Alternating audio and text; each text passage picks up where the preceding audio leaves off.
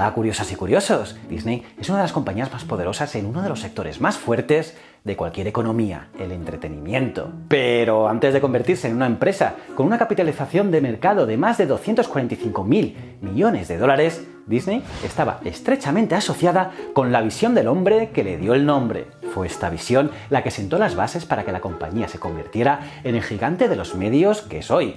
Aparte, el 20 de marzo de 2019, Disney adquirió oficialmente todos los activos de medios de Fox por 71,3 mil millones de dólares, lo que la convierten en la empresa de medios más grande del planeta. Pixar, Marvel y el imperio de Star Wars ya formaban parte del listado de megamarcas de Disney, pero la adquisición de Fox ha traído a Marvel Entertainment las franquicias de X-Men, Los Cuatro Fantásticos y Deadpool, aparte de Los Simpson, Avatar y todos los contenidos de la Fox. El acuerdo también otorga a Disney el control de FX Networks y National Geographic, además de más propiedad de la plataforma de streaming Hulu, algo que hará aumentar el valor del próximo gran objetivo de Disney, superar a Netflix con su próxima plataforma de streaming, la esperada Disney Plus. Por cierto, aquí os dejo un vídeo que hablo sobre ello. Pero en este vídeo veremos el auge de Disney, tanto el hombre como la compañía, y las lecciones que ambos enseñan a los empresarios de hoy.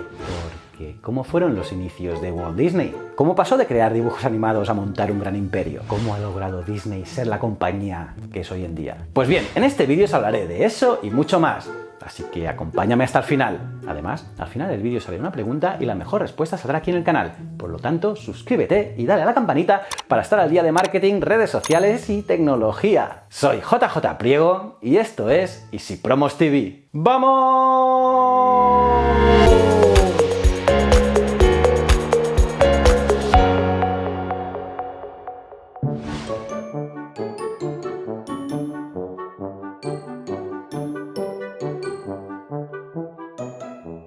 Al igual que muchos talentos creativos, Walt Disney comenzó su carrera trabajando para otros. En 1919, Walt volvió a Estados Unidos después de conducir para el cuerpo de ambulancia estadounidense en la Primera Guerra Mundial. Cuando volvió, buscó trabajo como artista y lo encontró en el estudio de arte comercial Pesmen Rubin, donde conoció y se hizo amigo de Hugh Ewers. Ewers demostró ser uno de los animadores del mundo con más talento, algo que provocó el éxito posterior de Walt. A principios de 1920, Walt e Ewers estaban sin trabajo, por lo que intentaron abrir su propio estudio. Este primer negocio falló rápidamente y la pareja se fue a trabajar haciendo animación en Film & Co., donde trabajaron en los cortos publicitarios que se mostraban antes de las pelis. Y en poco tiempo estaban trabajando juntos en proyectos paralelos que se convirtieron en Lovograms, una serie de cortos cómicos. Por lo tanto, Walt e Ewers se unieron nuevamente y convirtieron a Lovograms en un negocio. Sin embargo, una vez más la empresa cerró en 1923, después de lo cual Walt se fue a Hollywood. Quizás la habilidad menos apreciada de Walt era convencer a otros para que aceptaran su visión. En Hollywood, ya sin Ewers, Walt convenció a su hermano Roy para que lo ayudara a comenzar Disney Brothers Studio, más tarde renombrado como Walt Disney Studio. Y como no, Walt pronto convenció a Ewers para que trabajase para su empresa, una empresa no muy rentable, por cierto, pero que se mantuvo a flote. La compañía estaba trabajando para Universal Pictures, creando un personaje llamado Oswald the Lucky Rabbit, Oswald el conejo afortunado. Pero en 1928, Walt y Roy tuvieron la desagradable sorpresa de descubrir que todos sus animadores, con la excepción de Ewers, habían sido contratados por una de las personas con la que estaban trabajando en Universal. Sí, les habían traicionado. Para agregar sal a la herida, los derechos de Oswald pertenecían a Universal. Esta experiencia amargó a Walt y lo hizo jurando que a partir de entonces solo trabajaría para sí mismo, una de las frases más míticas de la historia de las empresas. Así que Walt comenzó a buscar la manera para poder entregar sus películas directamente a los distribuidores, pero para ello necesitaba un nuevo personaje. Estamos hablando de Mickey Mouse. La verdad es que existe mucha controversia sobre el origen de Mickey Mouse. Las teorías van desde una papelera en Kansas hasta Ewers hojeando fotos de animales y bocetos. Independientemente de cómo se originó, Mickey Mouse representa el comienzo de Disney como lo conocemos ahora. Así que Walt reunió un nuevo equipo para trabajar con Ewers en este nuevo personaje. Las dos primeras películas no tuvieron mucho éxito, pero la tercera, Steamboat Willie, sí que triunfó. Y curiosamente, también fue uno de los primeros ejemplos de una película que sincronizaba sonido y animación. Desde entonces, estar a la vanguardia de la tecnología se convirtió en parte del ADN de la compañía. ya que la empresa empujó los límites de la animación. En las siguientes décadas, incluida la Gran Depresión, Disney creó los primeros dibujos animados en color, así como también el primer largometraje animado, Blancanieves y los 7 enanitos. Pero los costos de estas películas tan innovadoras eran muy altos y los márgenes muy bajos, por lo que el riesgo de una mala taquilla podía poner en peligro el estudio. Por ello, Wall y Roy comenzaron la década de los 40 con grandes películas, pero también con mucha deuda.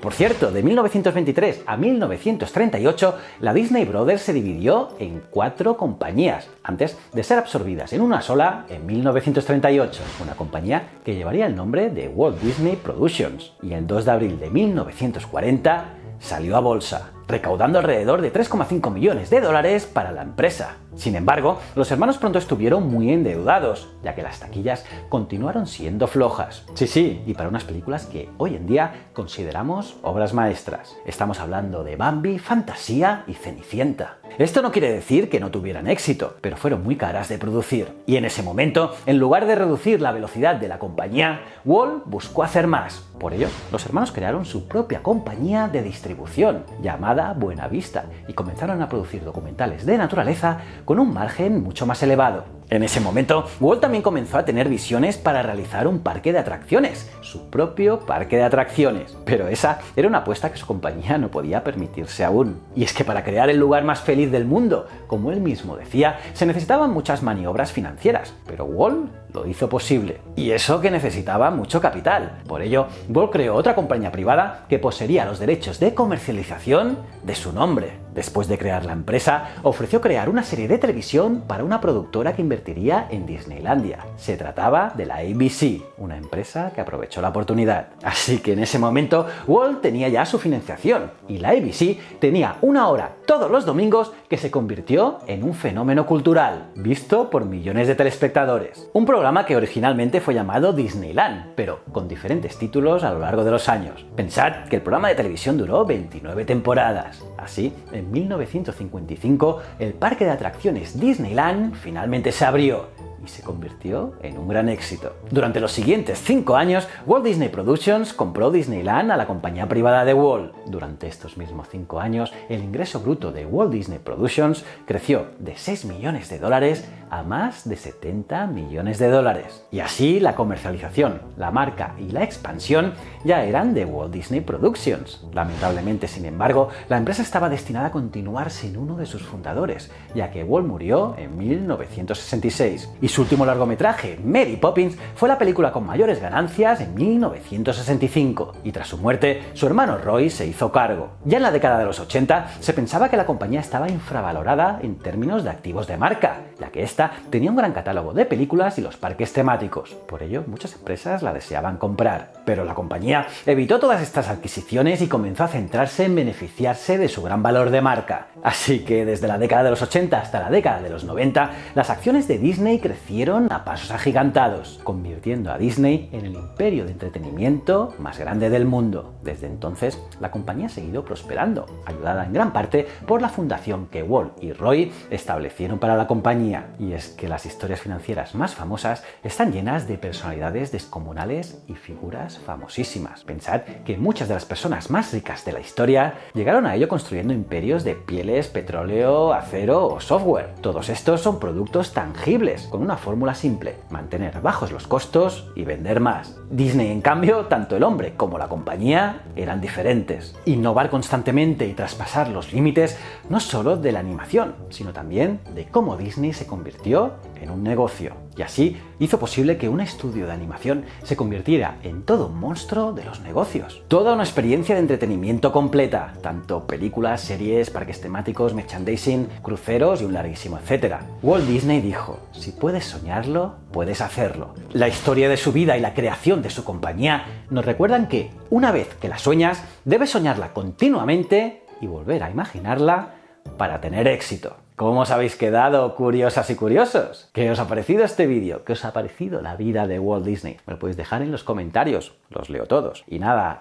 aparte en el comentario destacado os dejaré otros vídeos tan interesantes como este, echadle un ojo. Por cierto, os dejo una pregunta para que la contestéis vosotros, a ver quién la sabe. Lo podéis dejar en los comentarios también. De las respuestas acertadas, elegiré una al azar que pondré en la pestaña Comunidad. A ver quién la sabe. Ya que hemos hablado de Mickey Mouse, ¿sabéis quién puso la voz de Minnie durante los primeros años y de Mickey durante sus inicios hasta 1947? Es una persona famosa. ¡Suerte a todos! Y nada, aparte de darle like al vídeo, suscribíos y campanita, os recomiendo este vídeo de aquí, que es brutal, que tenéis que ver sí o sí. Si no eres suscriptor, le das a este botoncito.